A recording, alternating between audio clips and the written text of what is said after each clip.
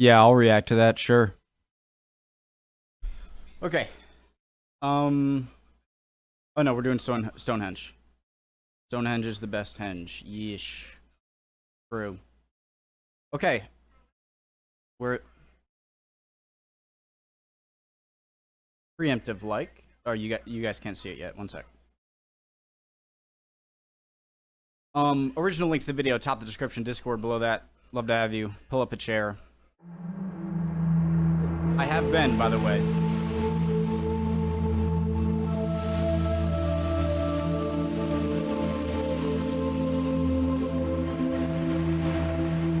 My eyes are dry. I've come to one of the most famous, the most recognizable historical sites on planet Earth. But for all its fame, it remains a deeply mysterious place, an enigma. We know virtually nothing about who built it or why. Stonehenge. Of course he gets direct access, you lucky man.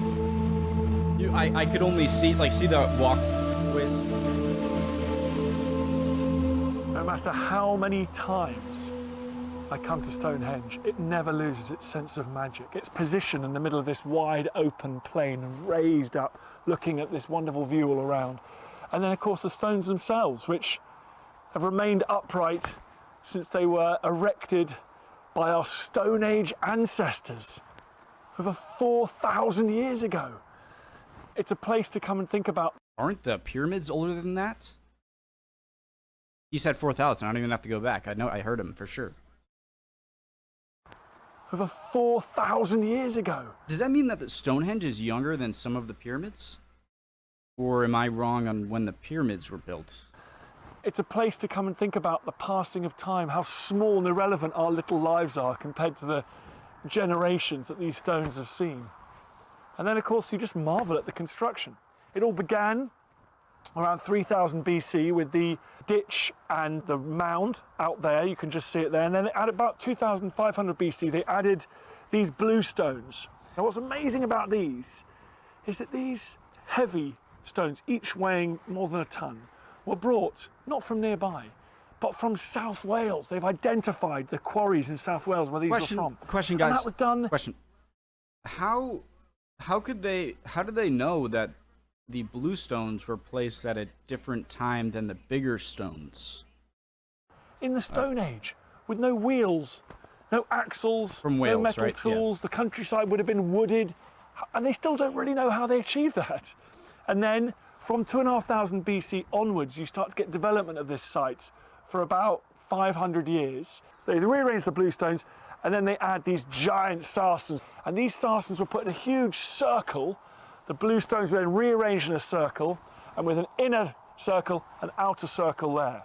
And you've got these great big pillars here, and you've got lintels up there. Now these work exactly like Lego. You have a little knob on top of all of these standing up stones. Oh, wow. And then the lintel slots onto that, holding it in place. Where these huge stones came from has long been a mystery. But now Guys, we know, thanks to... I just need to say something quick. I think that through our brains today, we, with all of the technology that we have and have developed, especially over the past like 200 years, or obviously even the past like 50 years, that it's hard to really fathom. Like, humans are really smart, and when we have a problem that we want to solve, usually we can find a way to solve it with the tools we're given. And so when we have the amazing technology we have today, it's so difficult to think past, oh my god, they didn't have this back then? They're aliens, or aliens. Just, I think that's so insulting to like the intellect of the people back then. I mean, they didn't have what we have today, and so they had to think harder with what they had, and they can accomplish amazing things. Now, could it? I think it's difficult for us to think in that mindset because of all the stuff we have today that we take for granted, I think. To some brand new research. In the 1950s, rock samples were taken from deep inside one of the sarsen stones as part of conservation work. The samples then disappeared. But recently, one of those cores was found in America and returned to I don't want to hear it. I'm going back. I didn't hear it. Okay. research. In the 1950s, rock samples were taken from deep inside one of the sarsen stones as part of conservation work. The samples then disappeared. But recently, one of those cores was found in America and returned to the UK. By analysing the rock, researchers have discovered that they came from an area in the Marlborough Downs called the West Woods.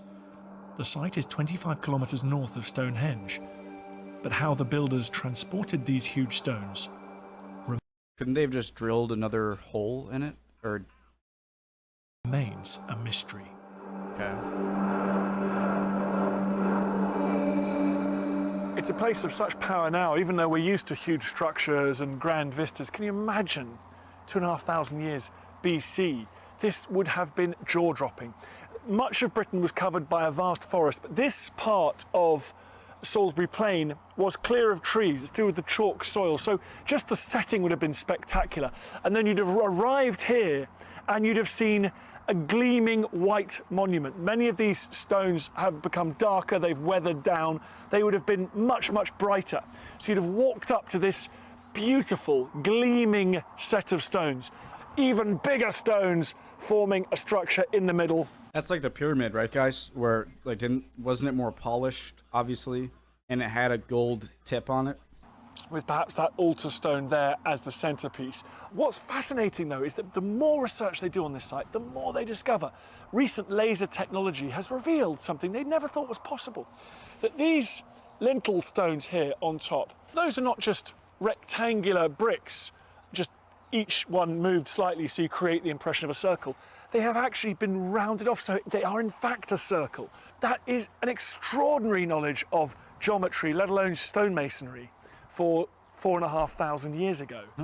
And so, in fact, there's a very, very slight curve on all of these lintels. And they're doing that, they're shaping that with nothing other than smaller stone hammers, with which they're smashing them into shape. That's what I mean. Like, it's so, like, when we hear that, and they only had hammers, and then because you know what I mean, I'm beating a dead horse. Like, it's hard to think about how they did things without. Never mind. So this is the Stone Age. There's no bronze, there's no metal working, there's no iron certainly. Michelin Web. Okay. They're using stone tools and antlers. And if you check this out, if you look at all the pitting on this sarsen stone here, it looks like weathering, but it's not. These are actually the marks of thousands and thousands of strikes with a stone hammer. And that all of these were individually shaped, rounded off,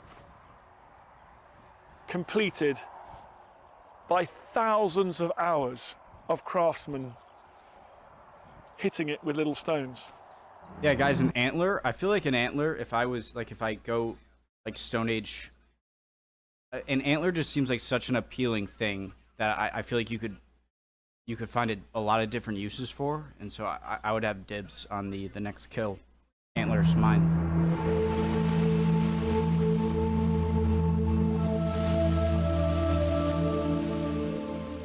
So one other remarkable recent discovery is they've worked out that Stonehenge is actually on a very slight slope. That side, the east side, is lower. Sorry, this is a great photo to show you the scale. Like, look at how big that rock is.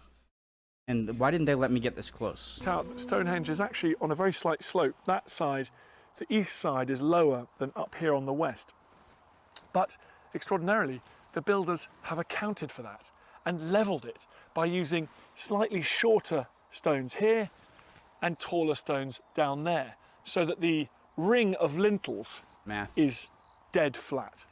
Now, how they do that without a spirit level, I've got no idea.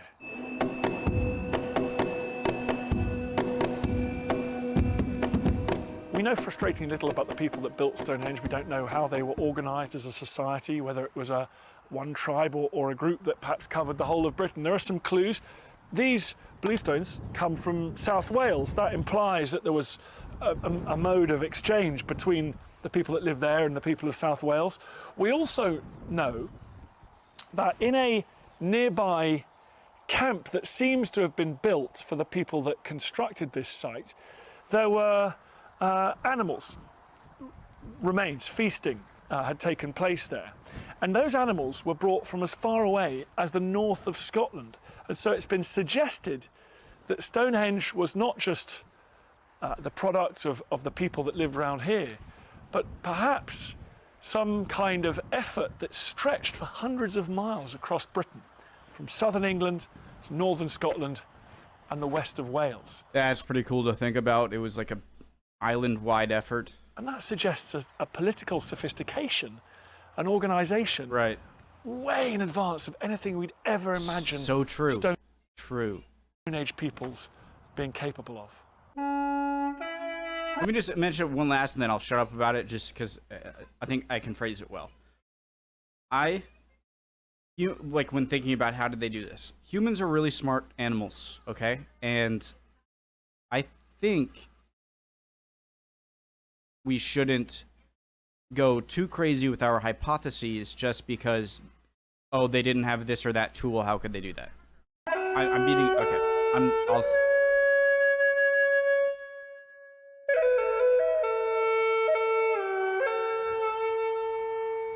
Of course, the biggest question of all is what on earth is this structure doing here?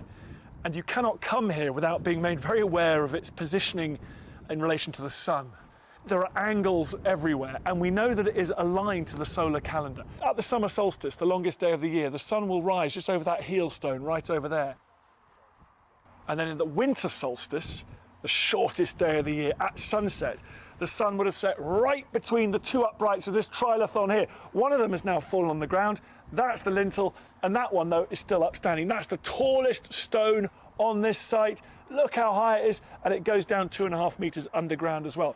So this trilithon would have the sun setting in between it, and that sun would have flashed off this altar stone here, brought here from the wild country of the Brecon Beacons. And the fact that it's off-centre, this is the centre of the circle, could possibly mean that the winter solstice was almost more important than the summer solstice. So you'd stand here and watch that sun go down, it would flash off the altar stone, and that would tell you that from henceforth, those days were only be longer, that sun was going to be regaining its power and life was going to return to the fields and the forests of these people's world. Oh God, what was I going to say? Oh, you know what's crazy? Like I say that every time. It rains a lot in the UK, from what you guys say. And so I'm surprised that repeated, rain wouldn't soak up the, what's it called? It wouldn't soak up the soil so much that it could cause those amazing stones that even are a little off kilter, off center, to just kind of fall over in the more muddy soil. So I'm guessing that's how some of these fell, because I don't think earthquakes are that often, right, in UK. And but yeah, I could see torrential downpour, or a lot of it over centuries, might topple some.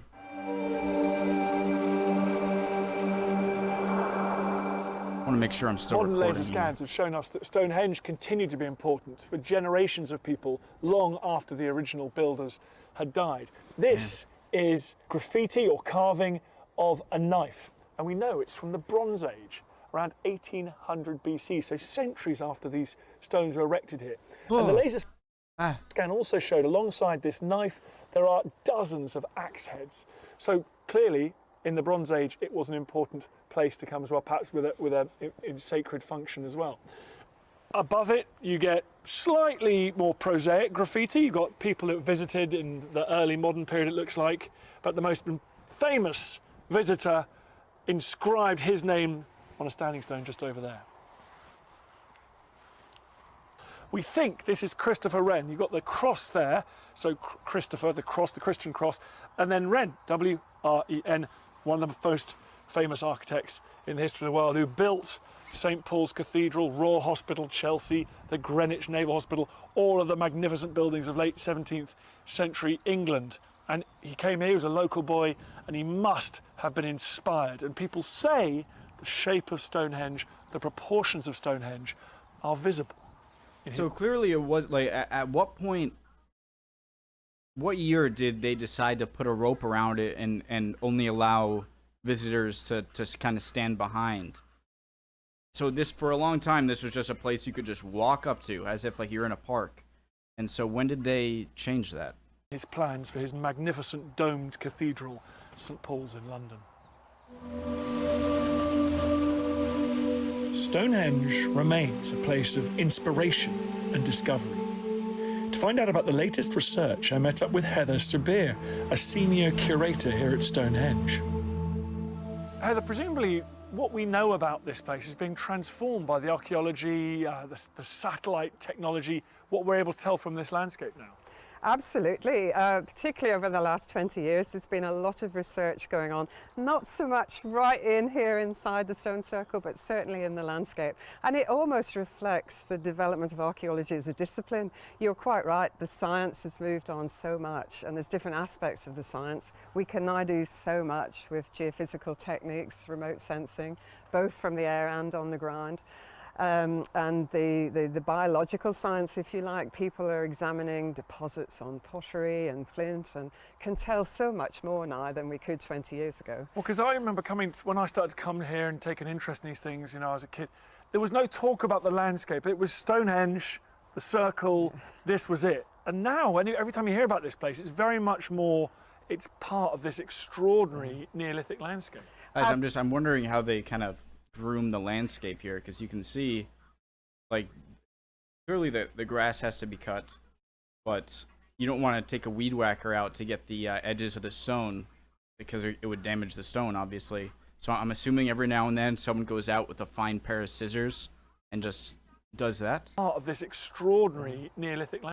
Through our interpretation and the New Visitors message we hope we get through to everyone through our interpretation and the New Visitors Centre exhibition and everything, that this amazing monument does not stand on its own. It is part of a very complex landscape. It's the biggest stone circle that's known.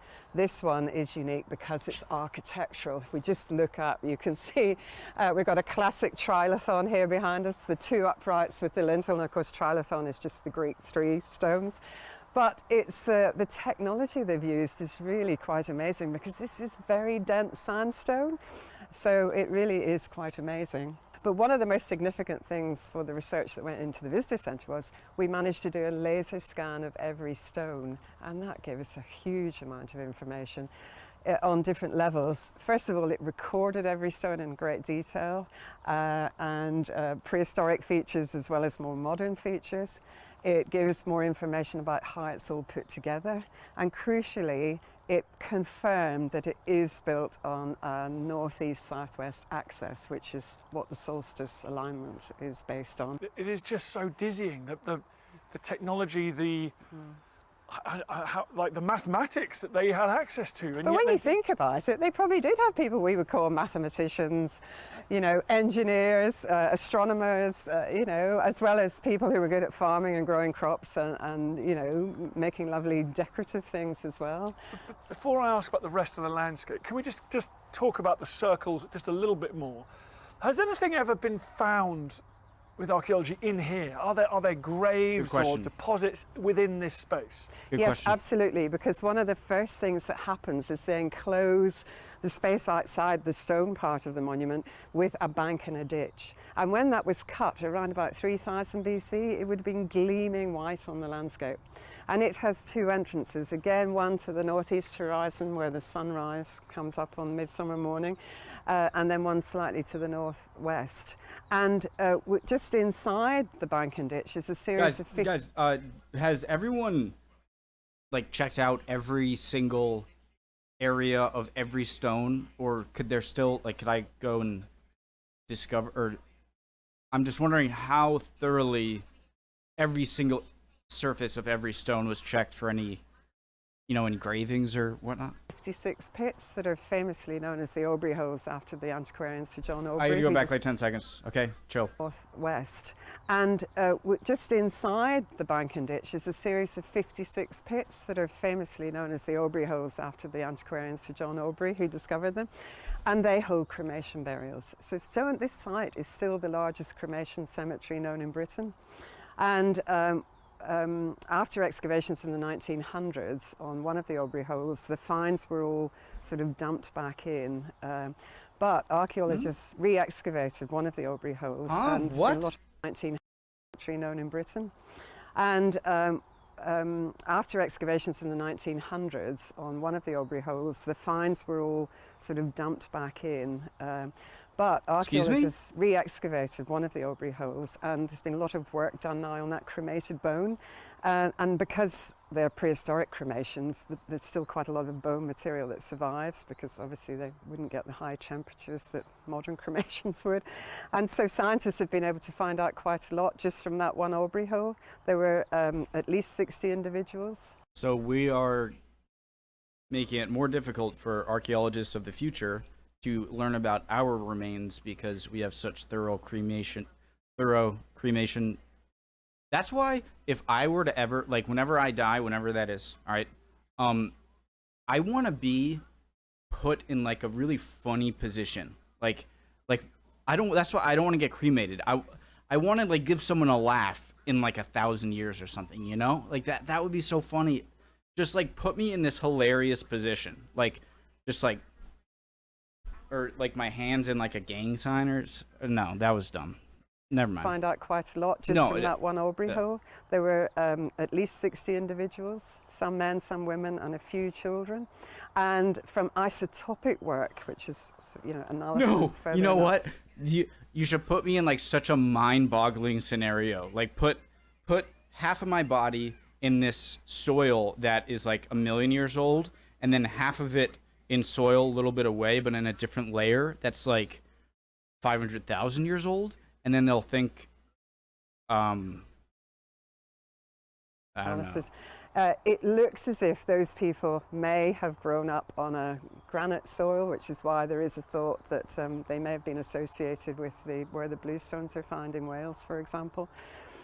So, as I say, the science just is fantastic. What can be done today? Wow. I mean, that's what really strikes me about this site. Is you get a strong sense there's a British component here as well, and people from all over the Isles bringing animals here, bringing stones, and then perhaps bringing themselves as well. That's one of the coolest new things that I've learned this video is that it was like an island, the island of where Scotland, Wales, England are, like an island-wide process. That's cool, and I did not know that before. And the other thing is, we know nobody was living here. So it's definitely, whatever you like to call it, a spiritual site, a temple. Important. Somewhere where people are gathering. And because of the shape of it, we're still not quite sure, what actually went on here, whether there were rituals, whether most people were outside. If you think of a modern day cathedral, it's all divided up into different areas. Some people... Part of me thought wedding. I wonder when the first wedding was recorded, like as a ceremony. Might have been in, whether it was more important to be inside than outside. These stop pausing. Intangible things we'll never know, but we can just, use our own belief systems, I suppose, to try and guess at what they were doing.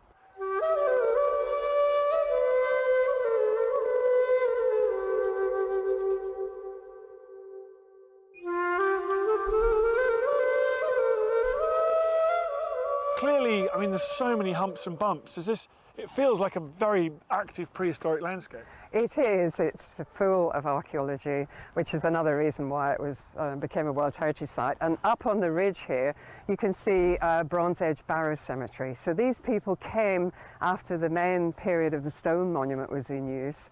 And people are buried in those, we think, elite of some sort. So those are Bronze Age, they're centuries after Stonehenge. Absolutely, and their technology, they had the use of metal. Quite often you hear about magic metal because, of course, they could do so many more things with metal than they could with stone. And so the axe becomes a symbol of the Bronze Age, almost like currency as well as being useful tools. And there are axes inscribed on the stones. You can't see most of them with the naked eye, but through our laser scan, we discovered there's over 100 of them. So Bronze Age people were coming and making their mark as well. That answers my question. And the burial. So they laser scanned. I'm so dumb. I asked if they looked at everything, and they told me they laser scanned it. So obviously they have. Burials are Bronze Age people were coming and making their mark as well. And the burials are almost on a 360 around the stone circle, and almost as if they're looking into Stonehenge. So perhaps at the time of Stonehenge, people were looking out, but certainly in the Bronze Age, we think people may have been looking in.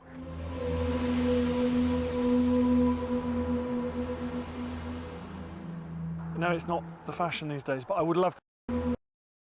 Anyone see that face? Or is that just me? Look. So eyebrow, nose ridge, nose. Look, there's the eye. So he's looking at us. His left side, our right side. Eye, nose, mouth, chin. Look at that. Am I going crazy? No, it's not the fashion these days, but I would love to see this big sarsen put back down that lintel so that we could get that winter solstice sunset. Lots of us would, but if you really look at it, Dan, you can see that it's a very peculiar stone. It's obviously broken, and it had this sort of lip at the bottom, and we wonder whether it actually ever stood properly. It probably fell in antiquity, and it's so chunky compared to this beautiful one. I know, it doesn't look the same. No, does it doesn't. And the lintel is on the ground next to you there, and you can see how chunky it is as well. It's almost as if it was never finished. Never finished? Yes. Is that a new theory? So Stonehenge was never finished? Well, the jury is still out, to be honest. How did she just decide that? I mean, she's the expert, but... And you can see that it's a very peculiar stone. It's obviously broken, and it had this sort of lip at the bottom, and we wonder whether it actually ever stood properly. It probably fell in antiquity, and it's so it's like, okay, come here. So they're like raising it up, and then it just, like it's raising up, and then it just snaps like halfway up and falls down, and because it's so heavy, it's like, all right, just leave it there, I guess, and work around it. Chunky compared to this beautiful one. I know, it doesn't look the same. No, does it? it doesn't. And the lintel is on the ground next to you there, and you can see how chunky it is as well. It's almost as if it was never finished. Never finished? Yes. Is that a new theory? So Stonehenge was never finished? Well, the jury is still out, to be honest, as to whether the outer circle was ever complete. There's a wonderful Inigo Jones drawing, you know, that shows it very geometrical and completed.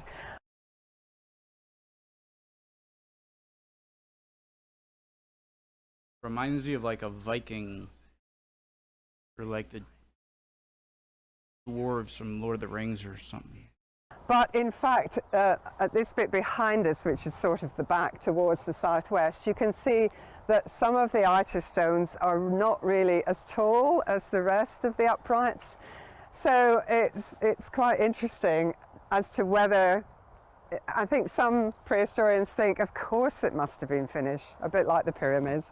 And then other people think, well, maybe just the coming together and the erecting of these stones, you know, was so difficult that they did it in generations. Perhaps, you know, they had a bad harvest or something and they ran out of steam. If it was through a few generations, I feel like one generation just be like screw this and stop. I mean, the pyramids were done in like 25 years, right? We really won't know. But a few years ago, after a very dry summer, some parch marks showed up. So those are marks where you can see there's been something. And it looked as if the stone outer circle did carry on. But this particular stone behind us, you can see, is not as tall as the other ones. So it's still quite problematic to try and work out whether the outer circle was actually complete.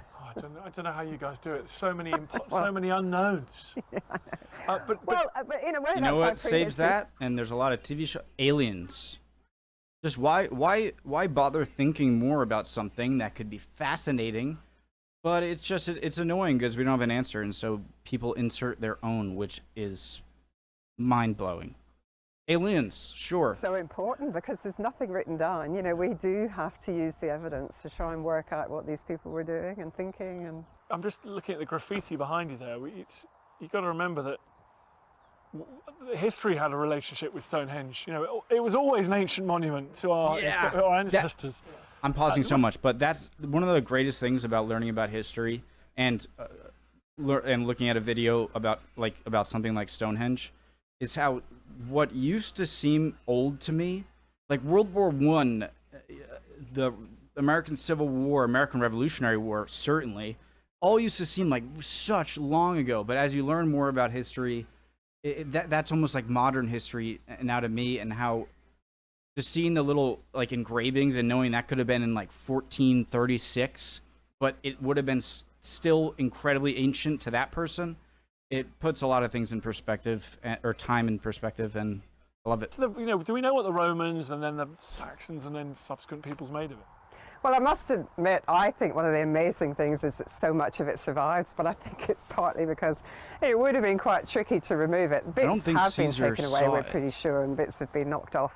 But the Romans definitely were in this landscape. There's a big monument called Vespasian's Camp just over to the southeast. There has been Roman pottery found within the circle, so they probably came and wondered themselves what was going on, but they respected it. They didn't try and take it. So Caesar couldn't have seen this, right? Because that was like the start of Roman conquest in Britain, and so it was more Trajan or something. Okay. Part or anything. And then later in medieval times, we know that sort of tracks, roadways went past, and it turns up in documents quite early on, around about the 1000s with Geoffrey of Monmouth. And then you get all the lovely stories about Merlin coming over and putting the lintels on the top and things like that. So there's a whole mythology around Stonehenge as well. And then, yes, this graffiti behind me might be related to the very first image we have of Stonehenge in the 1600s, and Lucas de Frere. He was from what is now, I think it's the Netherlands rather than Belgium, who came and made a drawing of Stonehenge. And we've got some wonderful antiquarian images of the stones. And not only are they wonderful, I mean, you know, paintings by Constable and Turner and what have you, but they give you quite a lot of information because they're like a little time capsule with artistic. That beautiful British sky. License, of course, in the likes of Constable and Turner, but a lot of the etchings that were done are very, very useful over the years. So yes, it has a sort of modern history as well as a prehistory. And every time I come here every couple of years to talk to you guys, because Sorry, there's always one of you guys, I think it was Michael, who called it British grey, the color of the sky. There's always, you are always discovering new stuff, and just recently there was that big story as well. Yeah, yes, you probably heard that they've found an incredible landscape feature, again, just up to the northwest. And the henge site that's known as Durrington Walls is massive. It's much bigger here than Stonehenge, but they found something even bigger again. So, and that is all through geophysical techniques, because again, the science is, there's so many different techniques you can use today. And they've been able to plot a series of huge pits that takes in the monument of Durrington Walls, but also Woodhenge, that's another one that English Heritage looks after, which is a smaller version of Stonehenge. And it is thought to have had some stone components, but we think that this circular arrangement of what is now pits held upright timbers.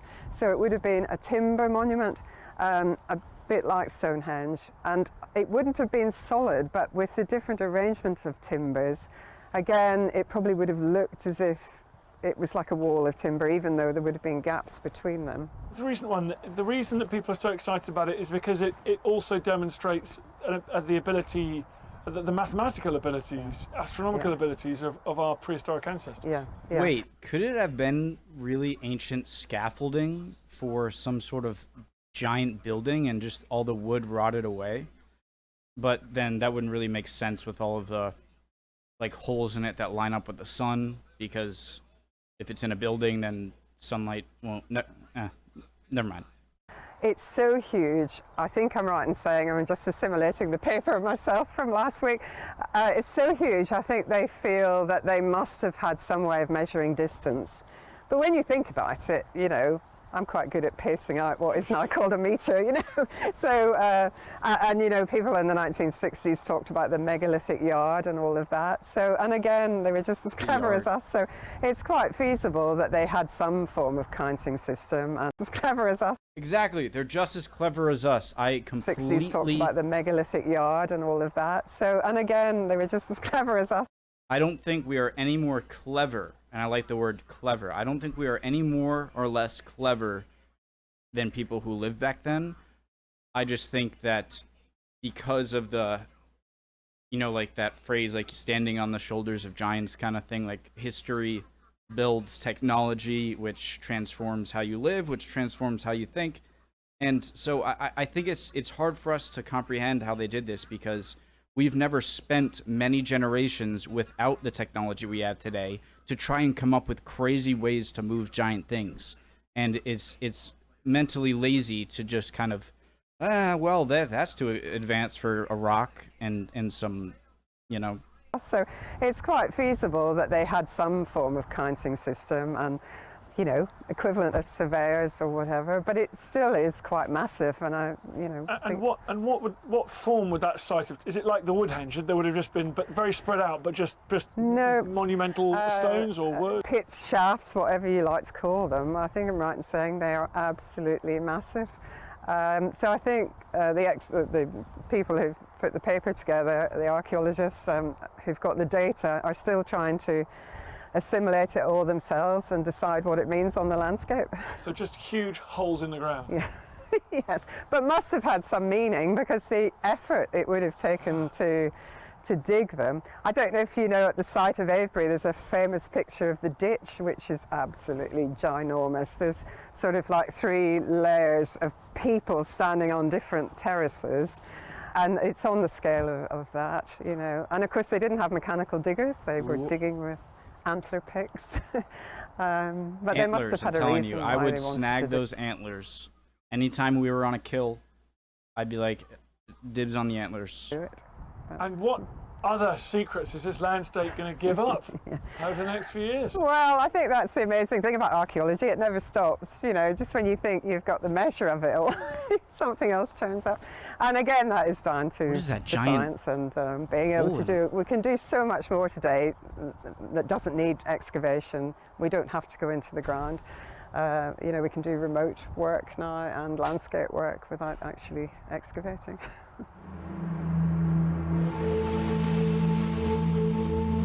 What's so fascinating is that this site, which is so old, so familiar, is actually producing such extraordinary cutting-edge data and new information. New technology is allowing us to tell the story, to reveal the story of Stonehenge that was totally obscure to previous generations. The story of this place is by no means finished. Guys, awesome video as always. Dan Snow is amazing. History Hit is rocketing up there. I think at one point I might have even had an equal amount of subs to History Hit. They're not very old of a channel, but they were clearly, like, they didn't just start it out of the blue, you know. They had a, you know, the resources to make a really good channel. Joined 2008. What was I gonna say? Oh no! That was totally obscure, allowing us to tell. Oh right. How long do you guys think it would take for,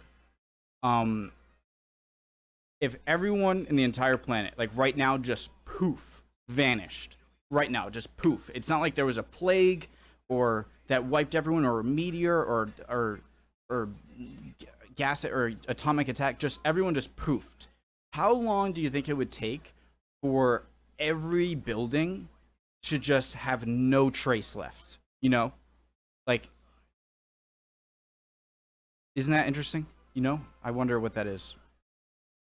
Cool. My ADD was off the charts this video, but that is part of the package here. Hope you're all doing well. All right, hope you enjoyed that, learned something, or can teach me something in the comments. If you are not doing okay, do not worry. Emotions are fickle, my friend. You'll be good soon. Bye, guys.